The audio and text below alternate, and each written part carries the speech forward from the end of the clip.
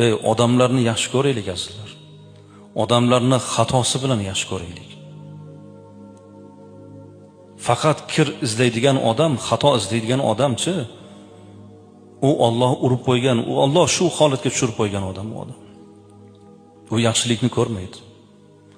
Odamlarni yaxshiligini bilmagan odam Allohning bergan ne'matini qadriga yetmaydi. U Allohga ham shukr qilmaydi. Bir-birimizni hurmat qilaylik.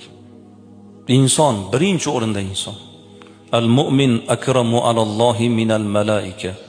Mu'min Allohning huzurida maloikadan ulug'. Farishtadek odam deymiz, o'zi aslida o'sha farishtadek deganimiz u farishtadan ulug' odam bu odam. U farishta nima uchun farishta? Unda nafs yo'q, unda shayton yo'q. Odam nafsi bor, shaytoni bo'la turib farishtani amalni qilyapti, u odam farishtadan ulug' odam.